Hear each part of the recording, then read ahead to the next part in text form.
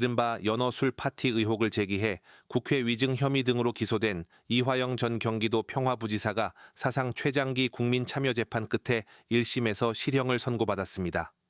9시간 반에 걸친 밤샘 평해 끝에 재판부는 위증 혐의를 유죄로 인정했지만 정치자금법 위반은 무죄를, 대북 지원 관련 직권 남용 혐의에 대해서는 검찰의 공소권 남용을 이유로 공소를 기각했습니다.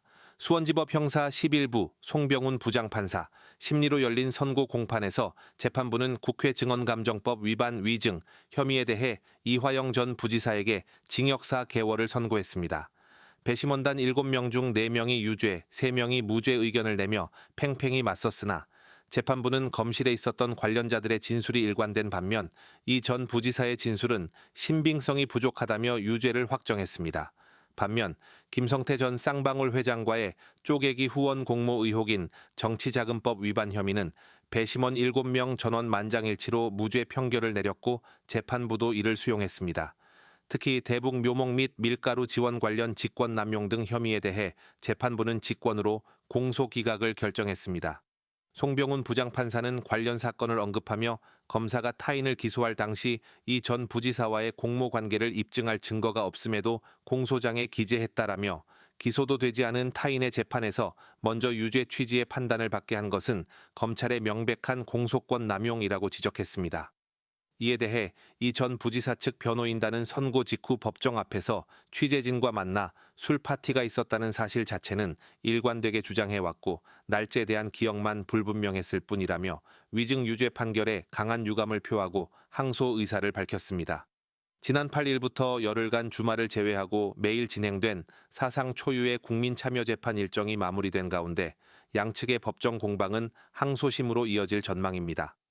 앞서 검찰은 이 전 부지사에게 징역 2년과 벌금 500만 원을 구형한 바 있습니다. 한편 이화영 전 부지사는 쌍방울 대북 송금 사건 등 기존 사건으로 이미 대법원에서 징역 7년 8개월의 확정 판결을 받고 수감 중인 상태에서 이번 실형을 추가하게 되었습니다. 박상용 증인입니까? 네, 그렇습니다. 증인 선서를 거부하십니까? 예, 거부합니다. 박상용 증인은 국회에서의 증언 감정 등에 관한 법률 제3조 제3항에 따라 증인 선서 거부의 이유를 소명해야 합니다. 증인 선서 거부에 정당한 이유가 있다고 보기 어려울 경우 향후 국회에서의 증언 감정 등에 관한 법률 제12조 제15조에 따라 고발될 수 있음을 알려드립니다. 증인 선서 거부 사유서를 갖고 왔습니까? 가지고 왔습니다. 가서 사유서를 받아오세요. 위원장님, 다른 위원들께서도 들을 수 있게 제가 구두로 사유를 소명할 수 있게 해주십시오.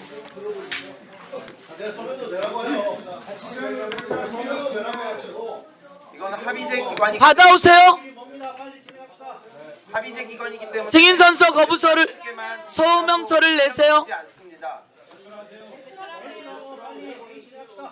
언제부터 위원님들, 국정조사 위원회가 합의제 기관 아닙니까? 위원회에서 만에게만 소명하면 되는 겁니까? 아니 그러면 그걸 박상용 증인 조용히 하세요. 박상용 증인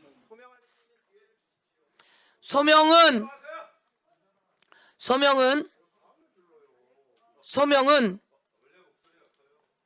제가 선택하는 방식인데요. 박상용 증인은 언론을 통해 자기 이야기를 계속했어요. 그리고 이곳에서 법사위와 청문회를 통해 박상용 증인이 했던 발언들은 속기록으로 영상으로 온 세상에 나와 있어요. 그리고 그것이 틀렸다는 것들이 온 세상에 증명이 되었어요. 박상용 증인은 검사예요. 그렇죠? 검사인데 그 내용들이 온 세상에 나왔어요. 그러면 박상용 증인이 오늘과 같은 날, 지난번도 똑같았고 증인 선서를 하세요. 그리고 위증하지 말고 진실을 이야기하세요. 그런 의미로 증인 선서를 하세요. 그러면 자신의 이야기가 또 세상에 전달되지 않겠습니까? 박상용 검사에 의해 어떻게 수사 과정에서 억울함을 당했는지, 잘못이 있었는지 오늘 그것을 국정조사하는 자리예요. 박상용 증인은 법사위에서 저와 여러 번 만났어요. 여러 번 만났고 내가 질의하는 과정 속에서 여러 번 답변했어요.